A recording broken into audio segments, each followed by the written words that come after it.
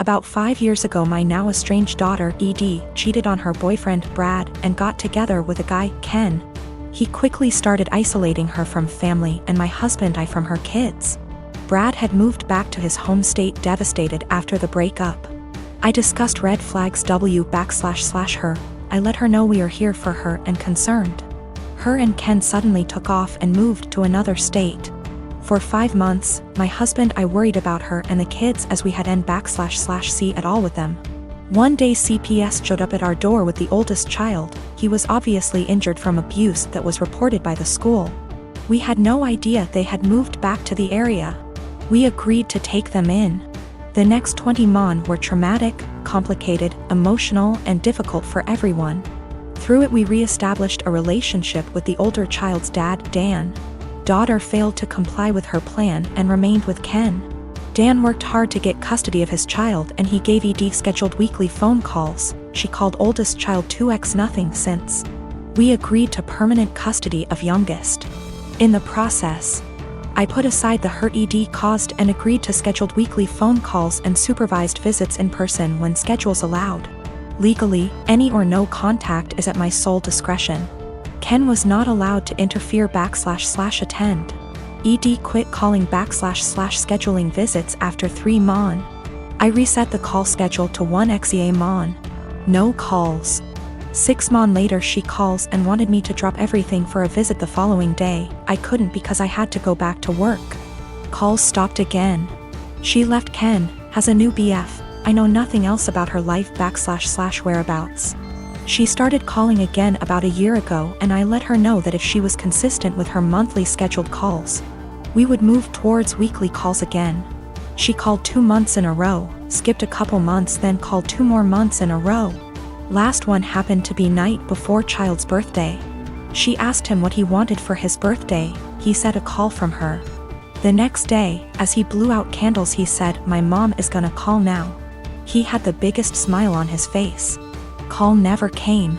He refused my offer to call her. We survived an emotional meltdown. Next month, no call, just a text after with a lame timing excuse as to why and sorry about the birthday call, she didn't feel well. Following month, I get a text that ED feels ill again, won't be calling. I am beyond frustrated at this point. I have looked past her refusal to rebuild a relationship with us, but when it comes to the kids my heart aches for them.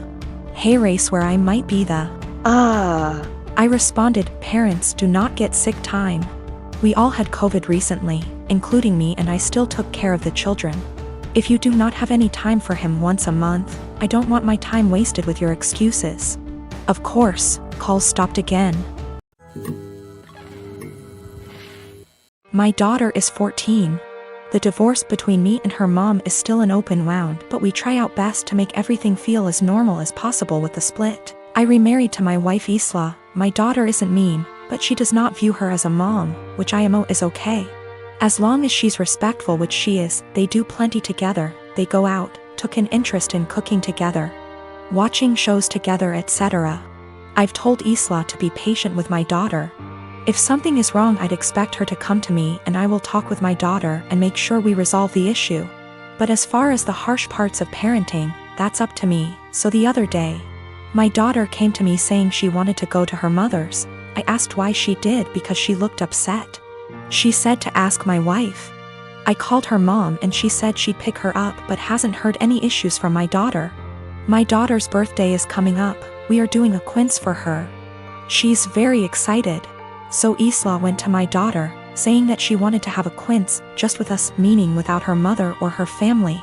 When my daughter said she wanted her mom there, especially because of how big of a deal this is. And Isla was pretty much trying to force the issue and telling her that she can do one here and just as big. My daughter asked why she's trying to leave her mom out of such an important event. And Isla got mad at her for that and accused her of being bratty, and if she wants her mom so bad she should go there. I was so confused. What argument even is that? First of all, there's a reason she went behind my back and told my daughter. Second of all, she's not my kid's mother. And the more she tried to replace her, the more my daughter will resent her. Third of all, she's never welcome to insult my daughter because of her issues, and I don't know where and why she thought this would fly. I told her this, and her argument was that she wanted to be noticed by my daughter and why I care so little about her feelings. I told her my daughter notices her, they go out in girls' days weekly, they go out, watch movies together, etc. My daughter has been plenty inviting to her. Frankly, I'm surprised at how well she's opened up to her, but now she will have to earn her trust back. She again asked why I keep taking my daughter's side and not meeting her in the middle. I told her she's wrong here, simple as that. I could have if she didn't do it like this. I told her that if she expects me to turn on my daughter, she's out of her mind, and my daughter comes first in any situation. She started crying and accused me and saying she's in second place, to which I confirmed. I would never want her to put me over a kid. She left and now isn't speaking to me. V asked my daughter if this behavior was consistent. She said that she feels like Isla makes it a point to not talk about her mom, but nothing this extreme. So I am 22 years old. I don't have much knowledge about finances and stuff as I still live at home as I'm at university. I do, however, pay my parents about £300 a month rent. I pay my own phone plan, buy material stuff I want or need, pay out for other services like for music or whatever, and try to put as much as I can in savings whilst still keeping enough in my main account for day-to-day purchases. Currently, I am saving up for driving lessons and hope that if I pass decently, I can use some of my savings towards getting a car. I'm in my final year of uni, so I'll be done and able to work full-time when all this happens. I also decided to get a credit card so I can learn how to manage credit wisely and build some up. My credit score is good for someone of my age and circumstance, but obviously it's nothing great in comparison for other stuff. I should point out that at most I only plan on using this card with a total adding up to £100. I've stuck to that so far and only actually used it twice, with these purchases only adding up to £80, and I paid it off quickly. I do not plan on exceeding my limit anytime soon, as I've heard far too many horror stories of people just using their credit card too much cause it was handy and getting into debt. The only people I disclose this to is my dad, as my mom has the tendency to blab to my brother and sister-in-law, both 28. She happened to overhear us talking one day, and before I knew it, my brother and sister-in-law got wind and asked me if they could use it. They both admitted they had debt spurred on by excessive credit card use and thought that since I basically had nothing owed on mine, it was free money. I told them quite politely that I was really uncomfortable with that idea and that I would owe the money and I can't magic up that kind of money. Things went quiet until a few days later they both turned up at the house. They were nice to start with, but basically started demanding I let them use the card, and they tried to manipulate my mother into guilting me into doing it.